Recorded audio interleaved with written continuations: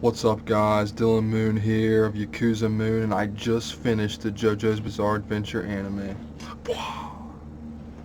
It was amazing, guys. It was one of the best anime I've ever watched in my entire life. Every single part was amazing. I just want to kind of briefly touch upon JoJo's, and then I want to rank my favorite to least favorite parts, and even my least favorite part I loved. Like there was not a bad part in JoJo's. It's amazing. It's really off the wall, but still like very good like fighting, very good power system with like stands and everything. Um, it was just an adventure, and I'm kind of sad that it's over now, but I'm going to review the weekly like episodes of Golden Wind, so that'll be fun. I'm also going to read 6 through 8. Like how I'm gonna kind of do it is I'm going to not read the rest of 5, and then I'm gonna read 6, 7, and 8, and then I'm gonna do like either live reactions or reviews of like the new chapters in 8, and I'm gonna do reviews of Golden Wind episodes that come out. So that's kind of my plan for right now. Um, Comment down below how much you like JoJo's and what your favorite part is. But it was just an adventure. I loved every single part. Every part had a cast of amazing characters. And that's the thing about JoJo's is that every part you get really attached to the characters, and then when they die, you really feel it. So my favorite part of JoJo's is part 4. And I don't see this much. Like I don't see a lot of people saying part 4 was their favorite part, but I just love the cast of characters. I love the setting, like solving the mystery of the murderer. I love Josuke, Okayasu, Koichi, like just as a group of friends. And then my favorite character in JoJo's is Jotaro, and he's in part 4. Obviously, it's kind of like the sensei, the older wise guy that's like helping the younger guys along. And I just love part 4, Jotaro. But yeah, part 4 is my favorite part.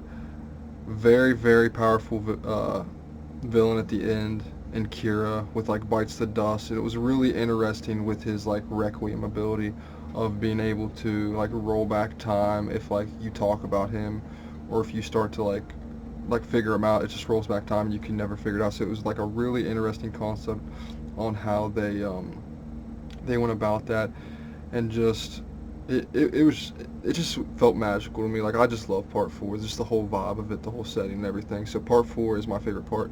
My second favorite part is part 5. Part 5 is just it's insane. It's I love like the whole gang like stuff. I love Bucciarati. He is one of my favorite characters. He's one of my favorite characters in JoJo's. He's just a boss. Like especially when he fought like when he fought the when Bucciarati fought the boss, like oh my god, it's like because the boss's stand like with his time ability is just so OP, and Bucciarati, excuse me, actually put up like a decent fight. It was just insane. I love all the characters. Um, I love that Giorno is Dio's son, and he has a very fucking interesting stand. I love Giorno's stand. Um, the fact that he's Dio's son, the fact that when he punches it says useless, you know what I'm saying? Like I just love the whole thing. It's like that's the amazing thing about JoJo's. His stuff in part 1 is still affecting the story. Like it's still affecting the story. Like because Giorno is a Joestar, but also Dio's son, just because of what we find out in part 3 about Dio. It's Dio's head on Jonathan's body, so he's a part of both like lineages. And it's just like, I don't know. I just love it. Where we're at right now is like Abakio just died, and Doppio, is that how you say it? Doppio just killed the dude with the Metallica stand. So we're at a very interesting part. I can't wait for this week's episode. Part 5 is amazing. My third favorite part is part 3. Part 3 is amazing. It's about a journey with friends. Uh, the cast, like they're all best friends, and as you see them, like, and when they die, you like really fucking feel it. Like when Kakyoin dies, like it really, you can tell it really affects Jotaro a lot, and it's like Jotaro will never forget like this journey he had with everybody. And just Dio, I think, is my favorite villain in any anime I've ever watched. He's the best villain. Um, so seeing Dio come back in part 3 and just be a complete badass, see him be the god of all stands, the king of all stand users with the world, it is just insane, guys. Like the fight at the end, Dio versus Jotaro, is just fucking insane. If more of the series held the same energy as Dio versus Jotaro, it would probably be my favorite, but I felt like certain stands like weren't as interesting to me as other stands, but still just an amazing. Like part three is just so amazing, especially the second half of it, like with the Battle of Egypt and everything, and just me loving Jotaro and Star Platinum so much. If I could pick one stand, I would pick Star Platinum. Like if I could pick a stand to have, it would be Star Platinum. Um, my fourth favorite part would be part one. It's just an amazing origin story with Jonathan and Dio, and like I said, Dio might be my favorite villain in all of anime, and you just see like how this entire thing kicks off, like the entire lineage kicks off with everything. Like nothing would be happening in this story if it wasn't for part one. And like I said earlier about part five, stuff in part one still affects the story today. And as I read 6, 7, and 8, I'm sure there will be even more things that part one affected. I loved Baron Zeppeli, Speedwagon, obviously. Speedwagon's a plot device for the entire series with his wealth and everything. Part one is very short too. It's like it was 10 episodes, so it's like a self-contained story. Like you can just watch part one in a day if you feel like it. So part one is really, really good, and it still holds up. Love Jonathan. He's an amazing character. Just how fucking he is like the most pure Joestar. Just how chivalrous he is, and how like just how much honor he has. Part two. Now this is I would say is my least favorite part so far, but it is still fucking amazing. I love Joseph. I love Caesar. I wish Caesar wouldn't have died. The thing he did with the refracting light with the bubbles hyped me up so much. I really fucking wish that he would have been in the last battle helping Joseph, and he would have at least died there or something. The battle at the end with against cars with the airplane and shooting them up into space, and just how wacky and all over the place it was fucking amazing.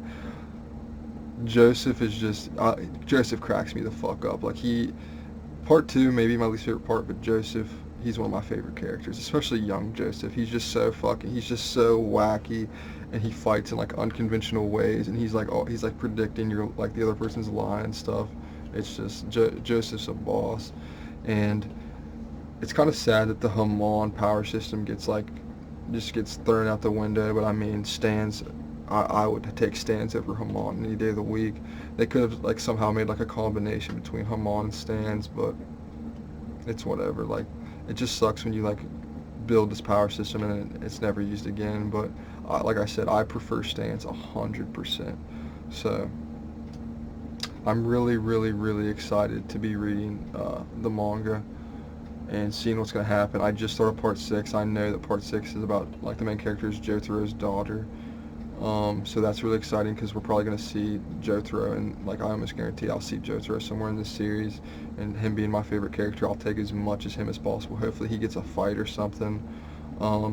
My favorite, to wrap this up, I would say my favorite moment in JoJo's was when Jotaro used Star Platinum's The World on Kira at the very end, and he saw everybody from Part 4's faces, and then just fucking beats Kira to fucking a pulp.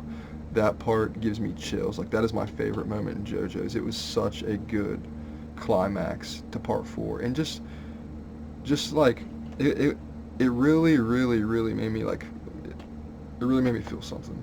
I love that part. Just when he uses the world and he just sees everybody's faces, and it's really emotional. But I give JoJo's a 10 out of 10. Amazing fucking anime. Amazing anime. I'm definitely gonna rewatch it. Probably rewatch like certain parts like out of order, just like if I feel like it soon, like watch part 4 or some shit, you know what I'm saying? It's legit, guys. If you haven't watched or read JoJo's, I would suggest watching it.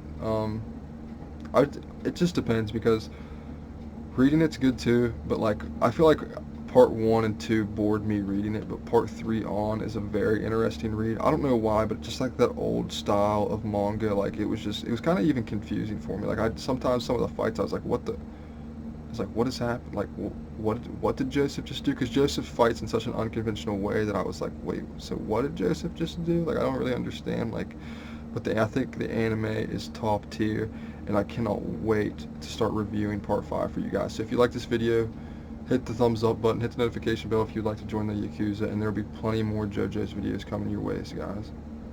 Peace! This is all well done.